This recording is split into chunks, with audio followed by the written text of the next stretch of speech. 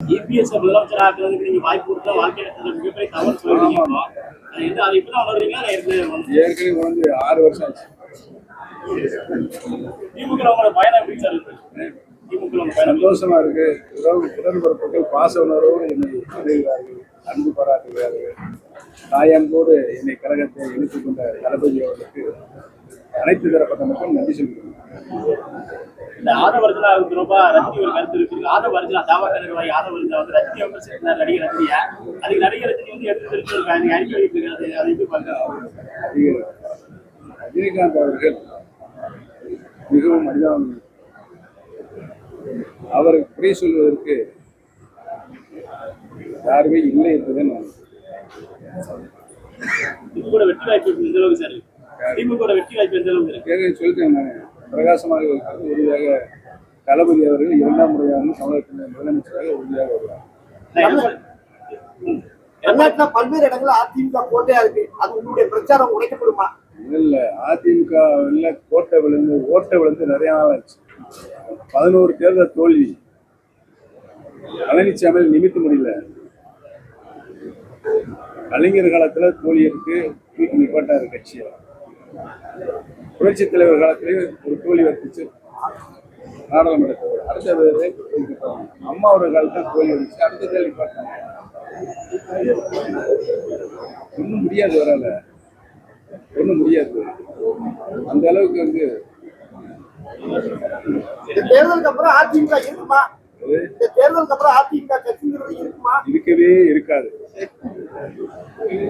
பயணத்தை தொடங்கிருக்கீங்க சொல்றாது. ஆனா தென் மாவட்டத்துல முதலில் பண்ணிருக்கீங்க. தொடர்ச்சியா தென் மாவட்டம் வந்து முக்கியத்துவம் கொடுத்துருக்கீங்க. இதெல்லாம் அரசியல் தளபதி உத்தரவிட்டால் எல்லா மாநிலத்துக்கும் எல்லா மாவட்டத்தையும் முதலே தென் மாவட்ட மக்கள் தென் மாவட்டங்கள் பயணத்தை தொடங்கி வச்சதால் தொடங்கியிருக்கேன். தளபதி என்ன ஆணையிடுதோ அதிமுக இருக்கிற உங்களை விசுவாசிகள் உங்களை வீட்டு தேர்தலை வாங்கி தலைவருடைய கழக சட்ட விதி, அந்த சட்ட விதியை திருத்தம் செய்யவோ ரத்து செய்யவோ கூடாது என்று சொன்ன சட்ட விதியை பழனிசாமி அவர்கள் திருத்தியிருக்கிறார்.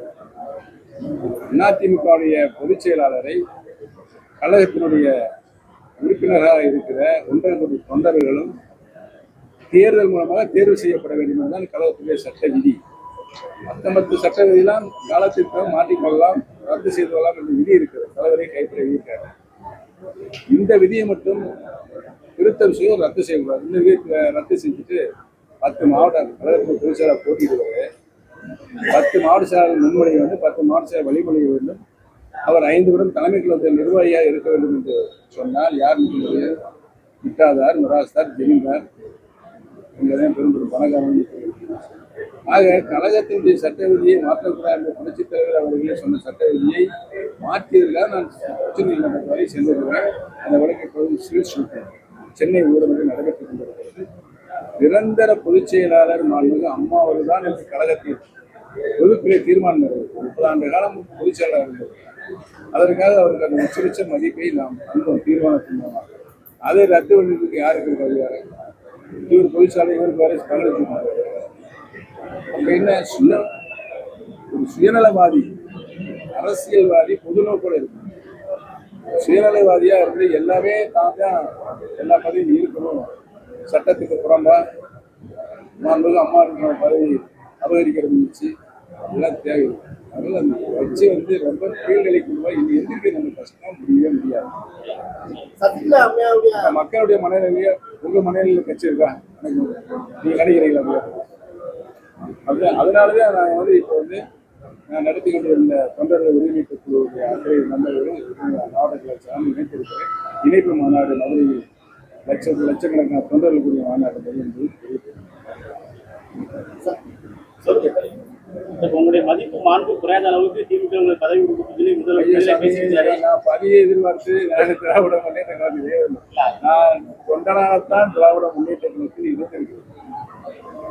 என்னுடைய இந்த கட்சிக்கு திராவிட முன்னேற்ற கழகத்திற்கு உழைப்பை தந்து அதன் மூலமாக திருப்தி ஏற்பட்டார். அவர் நகர செயலாளர் இருந்தேன்னா அந்த நகர செயலர் நல்லா செயல்பட்டார். இவர் வந்து மாவட்ட செயலராக வந்தால் நல்ல செயல்படுறார் அப்படின்னு என்ன அந்த மாவட்டத்தில் வரணும். அப்போதான் அந்த பதவிக்கு நான் தகுதியானவர். ஆக தளபதி நினைத்தால் உழைப்பதற்கு தயாராக இருக்காங்க. சார் மீண்டும் போட்டியிட வாய்ப்பு இருக்காதீங்க. தேர்தலை போட்டி அதையும் தலைமை தான் முடிவு செய்ய வேணும். நானா போய் ஜெயிக்க முடியுமா? சொன்னாதான் நீங்க போட்டிடுவீங்க. இல்ல நீங்க மீண்டும் தளபதி அவர்கள் உத்தரவிட்டால் தான் நிற்க முடியும். சரி